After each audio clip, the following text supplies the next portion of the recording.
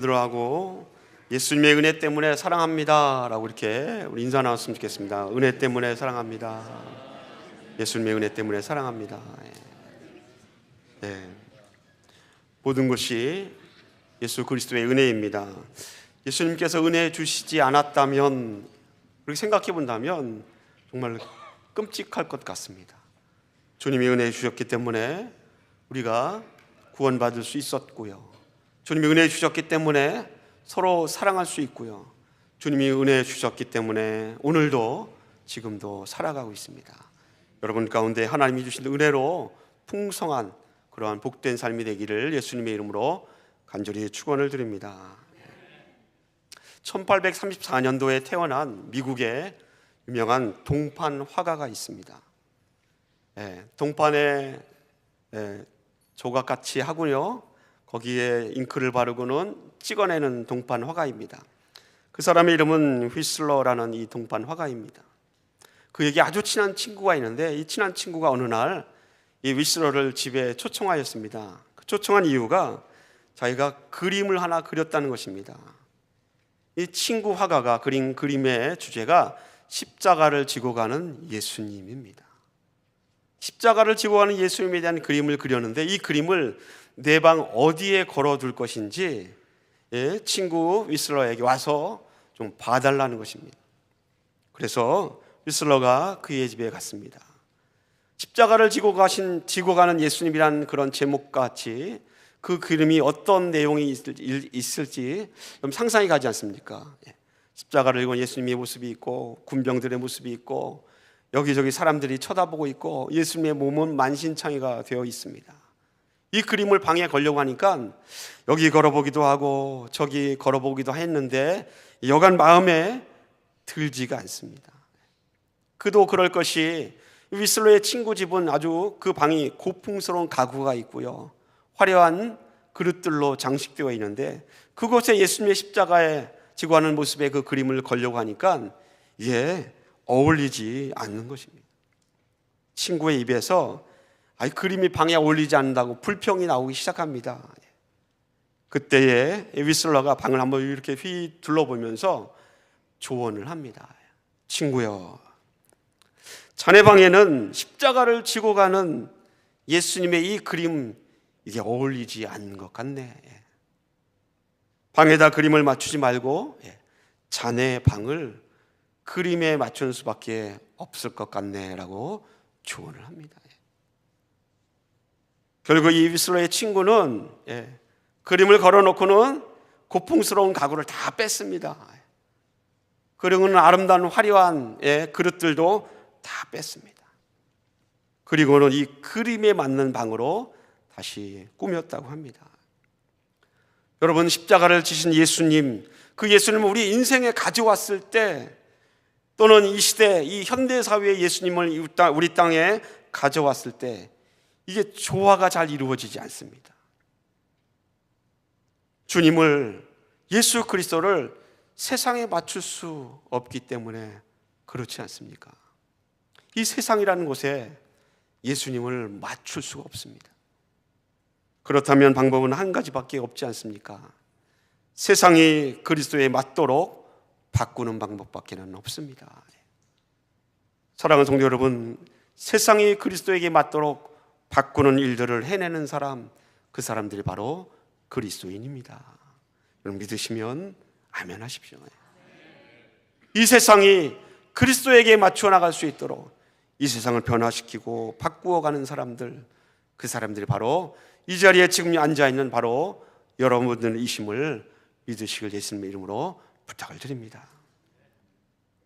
예수 믿는 사람들을 잡아다 감옥에 가두고 한 명이라도 더 핍박하고 박해하기 위해서 다메섹으로 가는 도상의 길 위에서 이 사울이란 청년이 예수님을 만났습니다. 그가 예수님을 만나자마자 예수님께서 누구이신지를 그가 깨닫게 됩니다. 주님이 메시아이구나, 이 예수가 정말 나의 구원자라는 사실을 그가 깨닫습니다.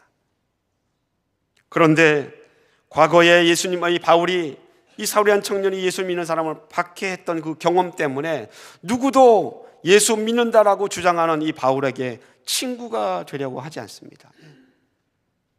사도행전 9장 27절 이하의 기록에 보면 바울이 그 사람들로부터 뭔가 질시와 시기와 따가운 눈초리를 받습니다.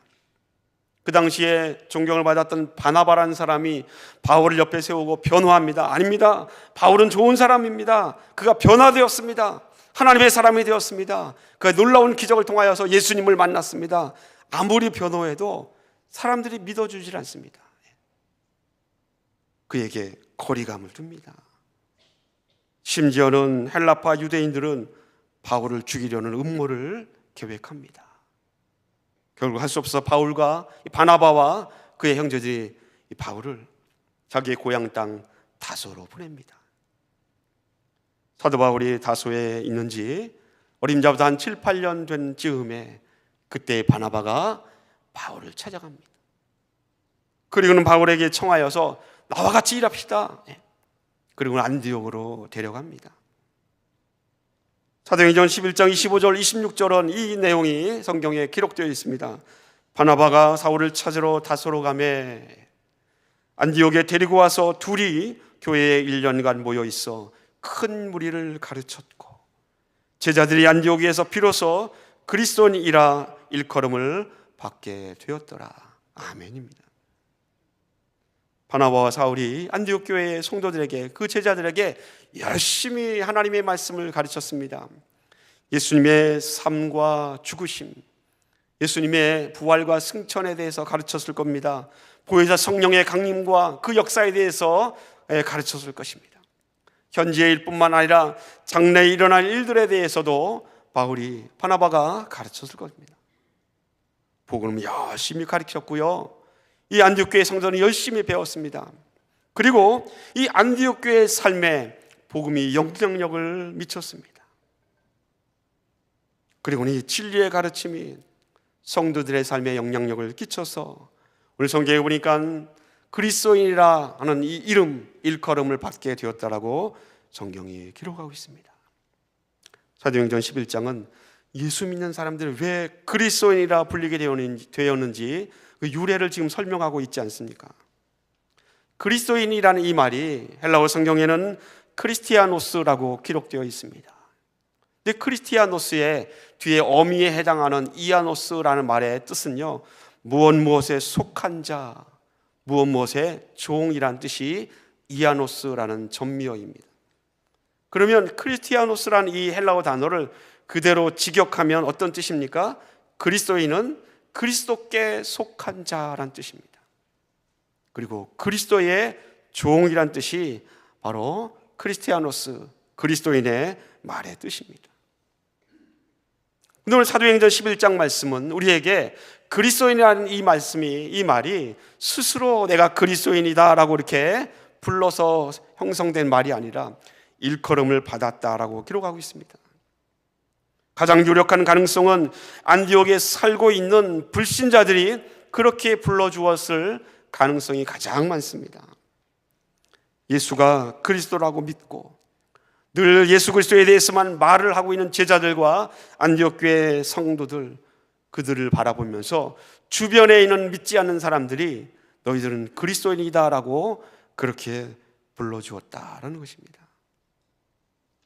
그런데 그리스도인이라는 이 이름을 제자들도 그리고 안디옥 교회 성도들 누구들도 부끄러워하지 않고 수치로 여기지도 않았고, 그리스도인이라는 그 이름으로 불리워지면 그들을 싫어하는 사람이 반드시 생김에도 불구하고 그렇게 불리워지는 것을 두려워하지 않습니다.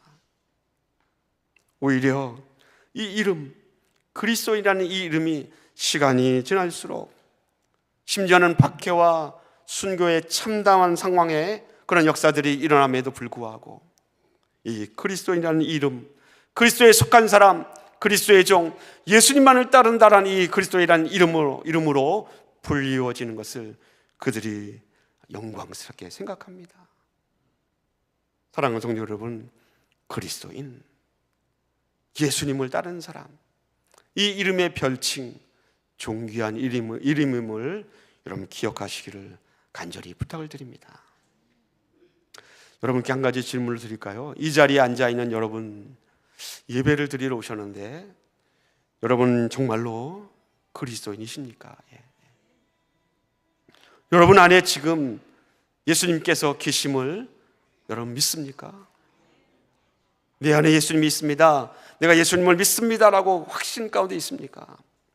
오늘 우리가 함께 읽었던 요한복음 15장 말씀에 보면 내 안에 거하라, 내 안에 있지 아니하면 그가 내 안에 내가 그 안에 거하리라.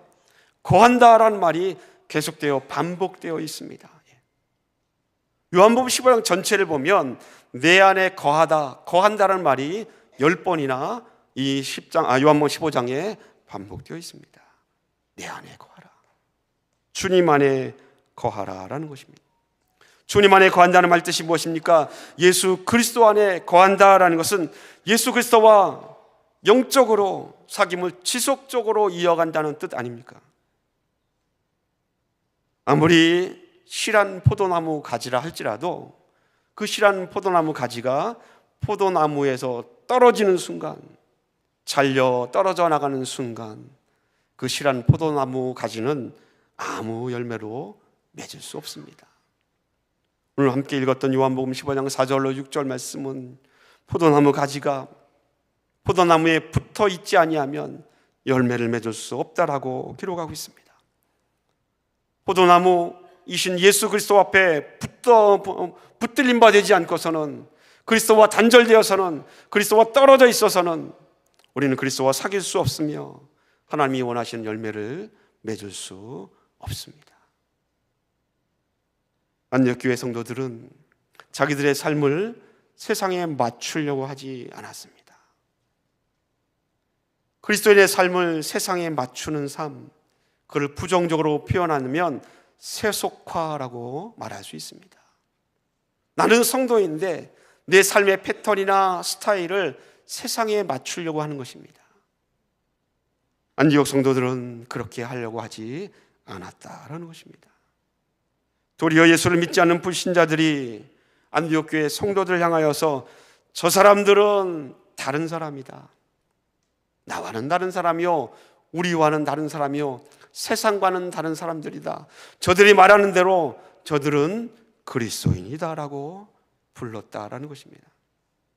어떤 의미에서 보면 세상이 그리스도에게 맞추어지도록 이 불신자들이 안디옥 교회 성도를 바라보면서 자기들의 생각과 사고방식을 바꾸는 인식의 변화가 이 안디옥에 살고 있는 불신자들에게 있었음을 볼 수 있습니다.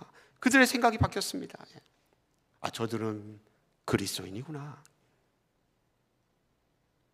누구든지 참된 그리스도인의 삶을 추구하기를 원한다면 예수 그리스도의 사귐, 주님 안에 거하는 것을 소중하게 생각할 수 있어야 됩니다.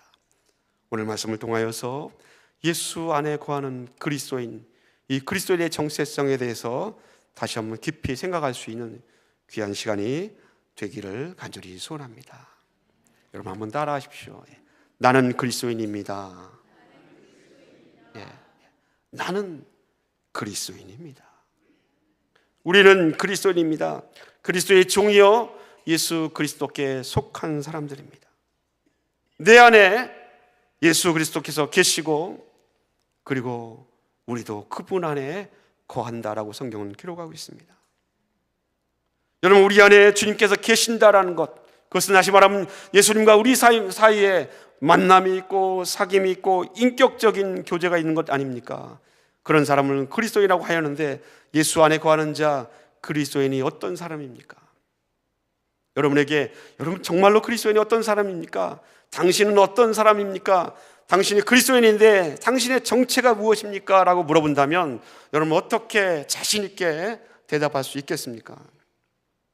가장 첫 번째 자신 있게 대답할 수 있는 것은, 첫째, 예수님에 대해 안에 계시다는 확신이 있는 사람, 그 사람이 그리스도인입니다. 예수님이 내 안에 있습니다. 이 확신 가운데 거하는 사람, 그 사람이 그리스도인이다라는 것입니다. 어린아이들을 모여놨고요, 주일학교 학생들 모아놓고 여러분 눈을 감으세요. 아이들은 얼마나 선생님 말씀 잘 듣습니까? 눈을 감죠. 그리고 오른손을 왼쪽에 심장에 갖다 대세요. 그러면 심장에 다 갖다 댑니다. 하나님이 여러분을 사랑합니다. 그러면 네, 아멘 합니다. 어린이 여러분, 예수님이 지금 여러분의 마음속에 있음을 믿습니까? 라고 이렇게 선생님이 물어보면 이 주일학교 어린이들은 낭랑하고 아주 당찬 목소리로 예, 선생님, 예수님이 지금 내 안에 있습니다. 자신 있게 대답합니다. 그런데 어른이 된 우리에게 주일학교 어린이와 똑같은 방법으로 물어보면 택도 없죠. 예수님이 내 안에 거한다는 이 확신 가운데 이 확인을 확인할 길이 없다라는 것입니다. 이미 어른이 되어버린 우리들, 어떻게 주님이 내 안에 계시다는 사실을 확인할 수 있겠습니까? 주님이 내 안에 거하신다는 이 사실은 느낌이나 감정으로 확인할 수 있는 것도 아닙니다. 왜 그런가 하면 사람은 느낌과 감정에 따라서 마음이 조속간에 바뀌기 때문에 그렇습니다. 내 안에 사랑이 있고 은혜가 풍성하고 평강이 있을 때 예수님이 그 안에 계십니까? 물어보면 내 안에 지금 은혜가 있고 사랑이 있으니까 예, 예수님이 내 안에 있습니다 라고 자신 있게 대답합니다. 반대로 내 안에 질투가 있고 내 안에 분노가 있고 내 안에 원망이 있고 내 안에 죄의 요소가 여전히 그 찌꺼기에 남아있을 때 예수님이 당신 안에 있습니까? 물어본다면 거기에 확신 있게 내 안에 예수님이 있습니다라고 대답할 사람은 많지 않습니다. 아니, 거의 없다고 보아도 됩니다. 왜? 내 안에 죄가 있으니까, 내 안에 분노가 있으니까, 내 안에 원망이 있으니까, 내 안에 불만이 가득 차 있으니까 차마 내 안에 예수님이 있다라고 대답할 수가 없다라는 것입니다. 그럼 어떻게 우리의 안에서 예수님이 살아계시다는 것을 확인할 수 있겠습니까? 느낌이나 감정이나 또 나의 행한 행위로도 주님이 계시다는 사실을 확인할 수 없다면 어떻게 우리가 예수님이 내 안에 계시다는 것을 확인할 수 있겠습니까? 보통 그럴 때에 많이 얘기하는 것이 주님과 인격적으로 만나야 된다라고 얘기합니다. 주님과 인격적으로 만나야 된다. 여러분, 인격적으로 예수님을 만난다는 건 여러분 한번 깊이 생각해 보신 적 있습니까? 저도 인격적으로 주님을 만나는 것이 무엇인가 찾아보다가 신학사전에서 이렇게 표현되어 있더라고요. 신학사전에 보니까 인격적인 하나님과의 관계란 하나님에 대해서 한 인간이 지적으로, 정적으로, 의지적으로 영혼까지 연결되어 있는 관계라고 이렇게 표현하고 있습니다. 한 번 읽고 두 번 읽었는데도 이해가 잘 안 됩니다. 제가 철학적으로 지식이 부족해서 그런지 여러 번 읽어도 지정이 우리 영혼까지 하나님과 만나는 관계라고 하는 이 설명이 잘 이해가 안 된다는 것입니다. 그래서 생각하는데 생각해 보았더니 사람과 사람 사이의 인격적인 만남을 생각하면 어떤 것이 사람과 사람 사이의 인격적인 만남인가를 우리가 대충 짐작하지 않습니까? 그것을 그대로 생각해 보니까 인격적인 만남이란 주님과 만날 때 이런 것이 인격적인 만남이 될 수 있구나라는 생각이 들었습니다. 어떤 것인가 하면 여러분, 주님을 실제적으로 만나신 적 있습니까? 주님을 본 적 있습니까? 주님과 대화를 실질적으로 나눠본 적이 있습니까? 여러분, 주님의 손을 붙들고 울어본 적 있습니까? 이렇게 실제적으로 주님을 보고 주님을 만나고 터치하고 주님의 음성을 듣고 그렇게 관계를 맺었다면 그 사람은 인격적으로 예수님을 만났을 가능성이 큽니다. 왜냐하면 인격적인 만남이라는 것은 생각이나 관념으로만 끝나는 것이 아니라 경험 가운데 만나는 것이 인격적인 만남이라고 세상 사람들의 만남은 그렇게 정의하고 있지 않습니까? 그 사람 직접 보고 고민도 들어보고 얘기도 해보고 이런저런 나누기도 하고 사귀기도 하고 만져보기도 하고 그런 경험들이 축적되고 쌓이면서 서로 인격적인 만남의 관계가 형성되는데 예수님은 이게 그렇게 하기가 어려운 겁니다. 현재 내 안에 내 눈앞에 보이지도 않고 손을 들어서 내가 예수님을 만질 수도 없고 주님의 음성을 들을 수도 없습니다. 그런데 인격적으로 만나라고 하니 이게 이해가 되지 않는다는 것입니다. 여러분 어떻게 예수님을 인격적으로 만날 수 있겠습니까? 디모데후서 3장 14절 말씀에 너는 배우고 확신한 일에 거하라라고 했습니다. 배우는 거는 좀 이렇게 시도해 보겠는데 확신 가운데 거한다는 것은 여간 어려운 것이 아니지 않습니까? 주님이 내 안에 거하신다니 확신 가운데 거하는 것, 그 확신을 내가 믿음으로 소유하는 것, 이게 여간 힘든 일이 아닙니다. 그냥 쉽게 강단에서 목사이기 때문에 여러분 믿음을 가지십시오. 믿음이 있으면 주님이 내 안에 거하신다는 사람이 믿어집니다라고 이렇게 말할 수 있습니다. 이 말은 사실입니다. 믿음이 있으면 예수님이 믿어집니다. 내 안에 거하신다는 사실이 확신 가운데 거할 수 있습니다. 그런데 우리 주변에 돌아보면 그 확신 가운데 거하지 못한 사람이 얼마나 많은지 모릅니다. 그래서 두 번째, 그리스도인이라는 어떤 사람일까? 두 번째, 예수 안에 거하는 그리스도인의 두 번째 조건을 좀 더 쉽게 접근해 보면 이렇게 정의할 수 있습니다. 예수 안에 거하고 있는가? 내가 정말로 예수 안에 거하고 있는가? 이 확신 가운데 이르기 위해서 예수님과 싸워 보셔야 한다라는 것입니다. 어떤 분에게는 주님과 싸우라는 말이, 목사님 주님과 싸우라고요? 이게 이상하게 들릴 수 있습니다.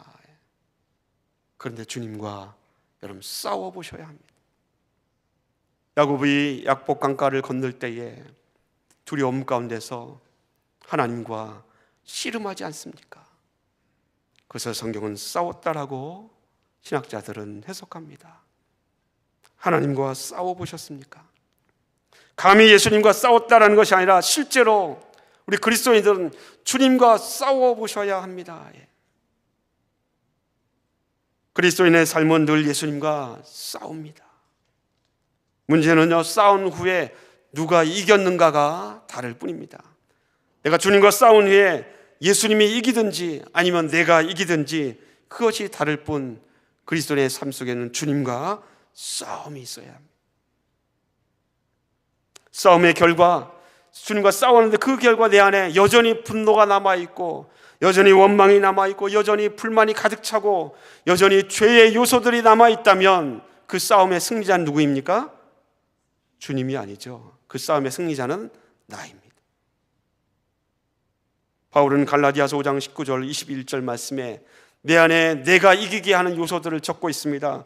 육체의 일은 분명하니 음행, 더러운 것, 호색과 우상숭배와 주술과 원수 맺는 것과 그리고 분쟁과 시기와 분냄과 당짓는 것과 분열함과 이단과 투기와 술취함과 방탕함과 그와 같은 것들이라고 육체의 일들을 정의하고 있습니다.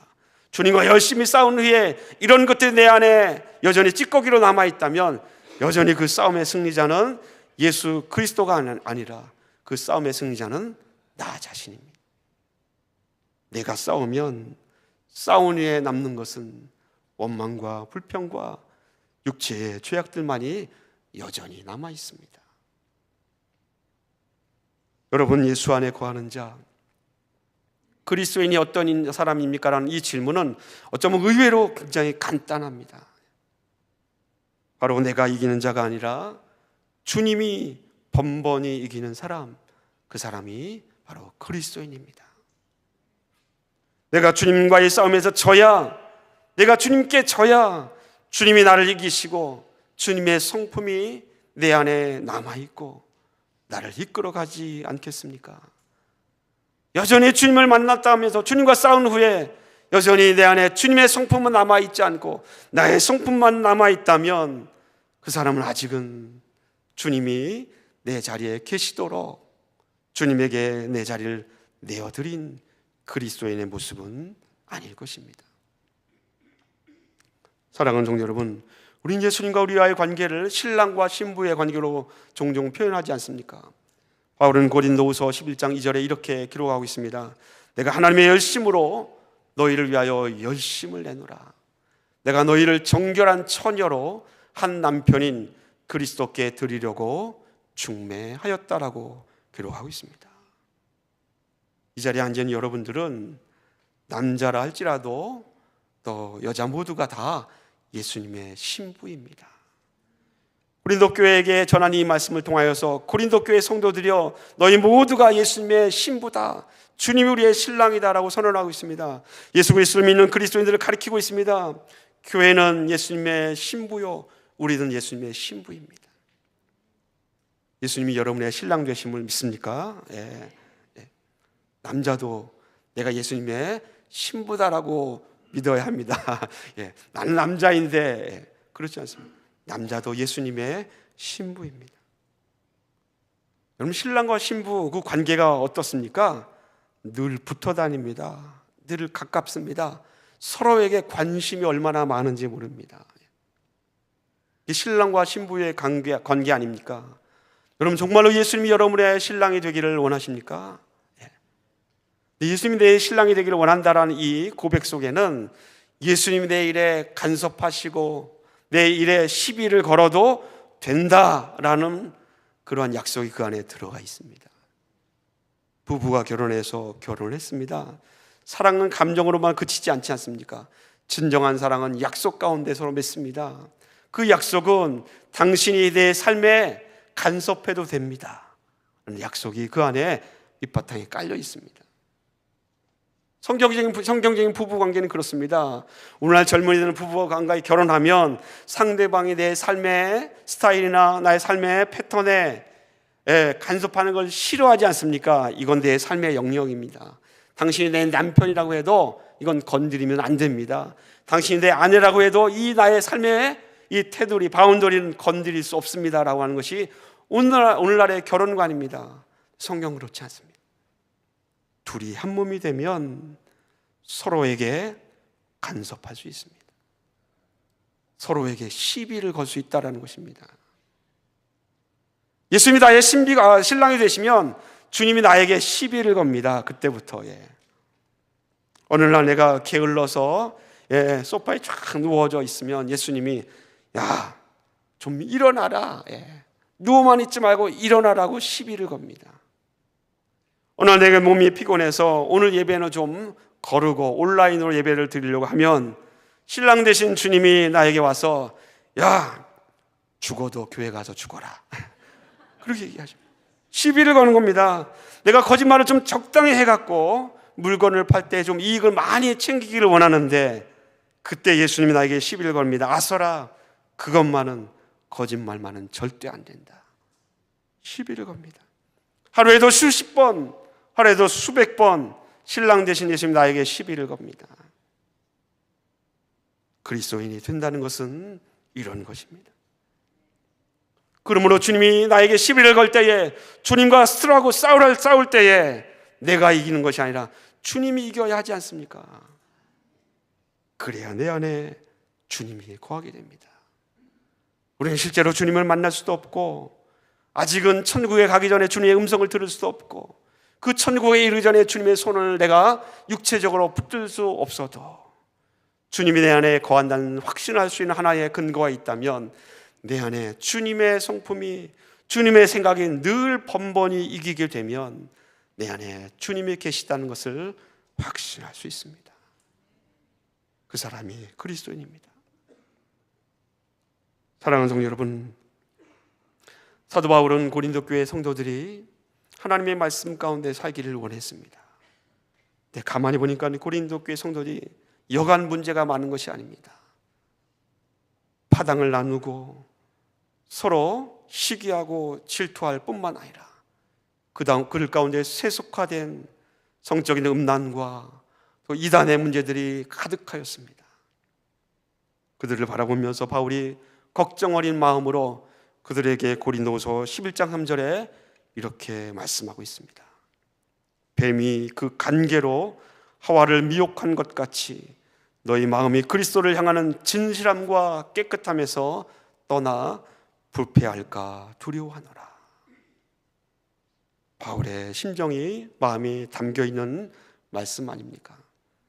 사랑하는 성도 여러분, 내 안에 예수 그리스도께서 늘 이길 수 있어야 하는데, 그분이 역사할 수 있도록 그분께 자리를 내어 드려야 하는데, 사단이 하와의 마음을 미혹하여 죄를 짓게 한 것처럼 우리 안에 나의 깨끗했던 마음, 거룩했던 마음, 정결한 마음의 그 자리를 죄의 요소들이 차지하게 될까 바울이 두려워한다라고 기록하고 있습니다. 여러분, 여러분의 마음의 자리에 그리스도께서 차지할 수 있도록 죄의 찌꺼기들이 원망과 불평과 시기와 질투와 나쁜 말들이, 나쁜 생각들이 여러분 마음속에 남아있지 않도록 여러분 끝까지 그것을 물리치고 주님의 마음이 여러분 안에 풍성해질 수 있도록 여러분 애쓰시고 힘쓰시기를 예수님 이름으로 간절히 축원을 드립니다. 여러분, 세상과의 싸움에서 이기십시오. 사단과의 싸움 그냥 담대하게 물리치십시오. 그런데 사단과 싸우려고 했더니 번번이 내가 패하는 겁니다. 그 사단이 주는 죄의 유혹들을 물리쳐고 했더니 한 번 죄를 짓건 또다시 그 죄를 또 반복하게 됩니다. 이런 수레바퀴와 같은 죄의 굴레 속에서 벗어날 수 없는 나의 모습을 바라보면서 좌절하기도 하고 절망하기도 하고 믿음이 연약하다고도 생각하지 않습니까? 나는 아무리 했어도 사단의 유혹과 사단의 그러한 계계들을 우리가 이길 수 없습니다. 그렇다면 어떻게 이길 수 있습니까? 정답은 하나죠. 내 안에 예수님이 계셔야 돼요. 내 안에 주님이 계셔야 사단도 물리칠 수 있고 세상도 믿음으로 담대히 이겨낼 수 있지 않겠습니까? 내 안에 주님이 늘 승리하셔서 주께서 나를 주관할 수 있기를 예수님의 이름으로 부탁을 드립니다. 말씀의 결론을 맺습니다. 우리 한번 다 같이 한번 오늘 말씀의 제목을 함께 힘차게 한번 읽어보겠습니다. 시작. 나는 그리스도인입니다. 나는 그리스도인입니다. 이 놀라운 문장을 여러분 세상에 보여주십시오. 그냥 말로만 나는 그리스도인이다라고 선포하는 것이 아니라 보여주어야 합니다. 안디옥 교회 성도들이 이 안디옥 교회 불신자들에게 그들의 삶의 모습, 하나님의 말씀에 가르침을 받고 그 말씀에 사로잡혀서 그들의 삶을 그리스도인답게 살아내었더니 불신자들이 너희들이야말로 그리스도에게 속한 그리스도인이다라고 그렇게 불러주지 않았습니까? 성도의 삶은 내가 그리스도인이다라고 이렇게 선언했으면 그렇게 살아내는 사람들이 바로 그리스도인입니다. 여러분, 세상에 여러분들이 내가 그리스도인이라는 사실을 알도록 그렇게 이 세상을 살아낼 수 있는 복된 믿음의 사람들 되시기를 예수님의 이름으로 간절히 축원을 드립니다. 여러분, 사도 바울은 고린도서 13장 5절 말씀에 우리에게 이렇게 경계하며 또 격려하고 있습니다. 너희는 믿음에 있는가? 우리 한번 다 같이 한번 읽어볼까요? 시작. 너희는 믿음 안에 있는가? 너희 자신을 시험하고 너희 자신을 확증하라. 예수 그리스도께서 너희 안에 계신 줄을 너희가 스스로 알지 못하느냐? 그렇지 않으면 너희는 버림받은 자니라. 두려운 말씀과 격려와 용기의 말씀이 같이 이 말씀 가운데 섞여 있지 않습니까? 믿음 안에 거하는지 우리 스스로 확증하라라는 것입니다. 우리 안에 자신을 시험하라는 것입니다. 스트러글, 싸우라는 것입니다. 그래서 주님이 이기고 주님이 승리하면 내 안에 주님이 계시는구나. 그러나 반대로 그렇지 아니하면 버림받은 자라고 성경은 우리에게 경고하고 있습니다. 여러분, 주님과의 인격적인 만남, 내 안에 예수님께서 번번이 이기고 승리할 수 있도록 여러분 마음의 자리에 예수님의 성품으로 예수님으로 가득 찰 수 있도록 주님, 나는 주님께 집니다. 주님이 늘 이기십시오. 그 자리를 예수님께 내어놓으시기를 예수님 이름으로 부탁을 드립니다. 말씀 한 절을 읽고 마치기를 원합니다. 베드로전서 1장 15절 16절 말씀은 이렇게 우리에게 권면합니다. 오직 너희를 부르신 거룩한 이처럼 너희도 모든 행실에 거룩한 자가 되라. 아멘. 기록되었을 때 내가 거룩하니 너희도 거룩할지라. 거룩한 성도들 되십시오. 예수님이 내 안에 있기를 예수님의 이름으로 축원을 드립니다. 기도합니다. 우리를 부르신 하나님,